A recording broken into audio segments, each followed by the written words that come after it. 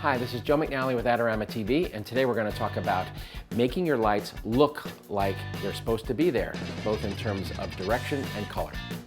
Adorama TV presents Photo on the Go with Joe McNally, where you'll go behind the scenes to see how great photos are made. Hi, this is Joe McNally for Adorama TV. A reason I go to Adorama? It's a real store with real people, and I've got friends and associates there who have guided me through all my camera purchases for years. So I got up early, okay, good rule of location photography, pre-dawn in Moab, which is one of the most picturesque places you could possibly be. Lots of canyons and cliffs and red rock and all that sort of stuff.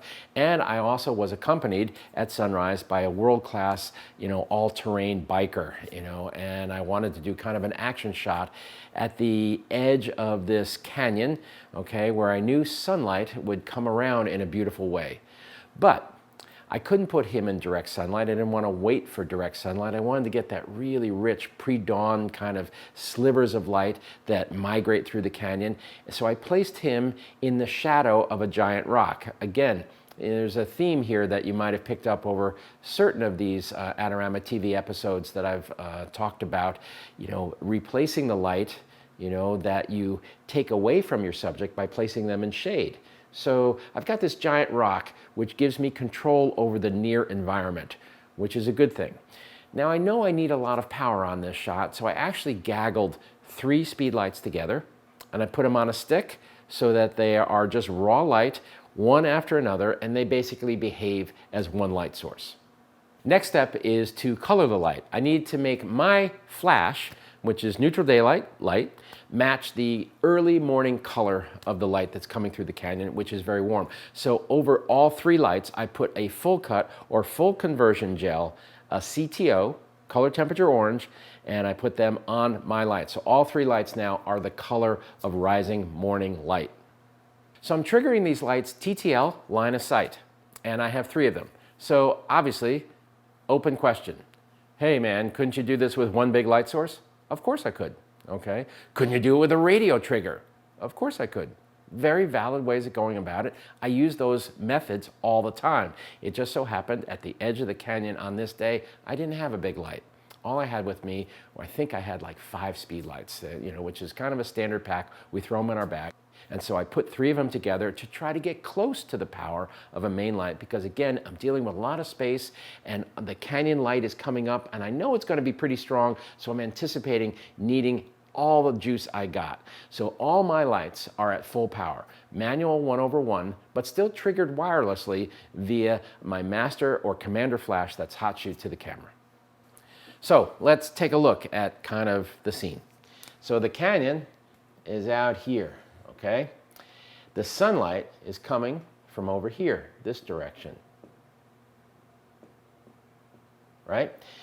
My big rock that I mentioned, okay, is right here, casting a shadow this way, and my guy, my biker, is right here, okay? That's a bicycle. The edge of the rocks that he's on is right kind of here. And so I've got my camera down here low so I can see upwards towards him, see the canyon, but also see the sky, that's all out in here. And what does the low angle do for me as well? It makes him look like he's flying. Basically, if I went up above him, I minimize his athletic activity. When I get below him, I look up, he jumps the bike sort of almost over my lens. I'm using a very wide lens. And he goes flying in the air and it really looks like he's just, out there in space, which is kind of cool.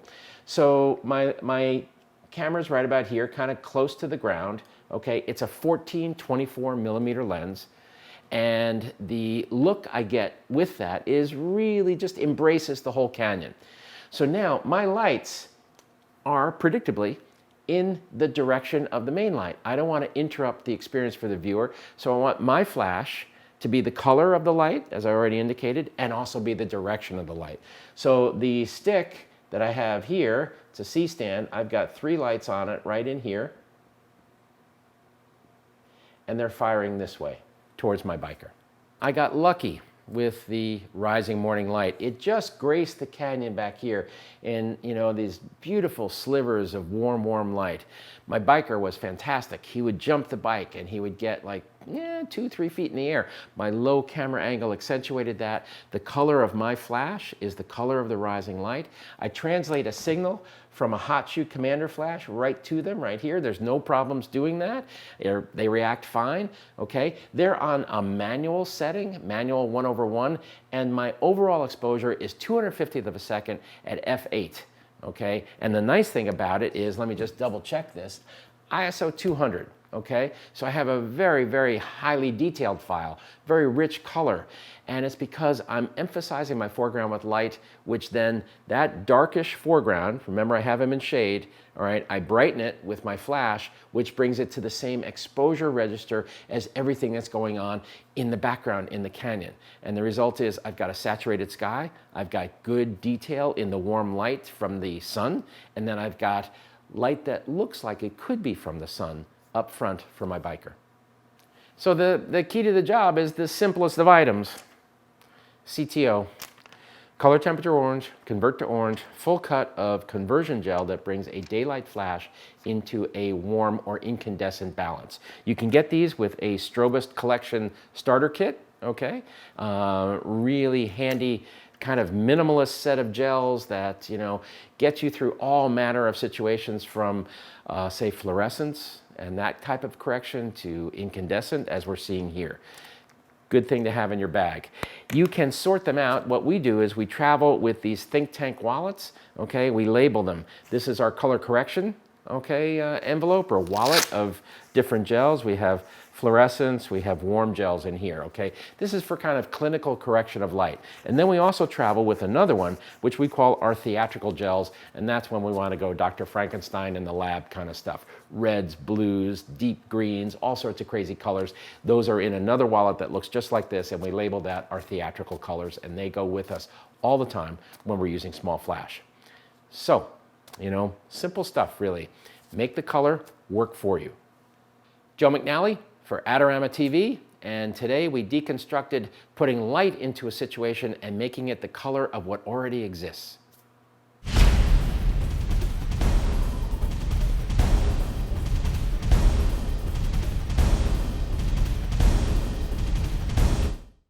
For all the latest photography, video, and computer gear, visit Adorama.com. Place your order by 8 p.m. and it ships the same day. Plus, next time you're in New York City, be sure to visit our store located on 18th Street between 5th and 6th Avenue.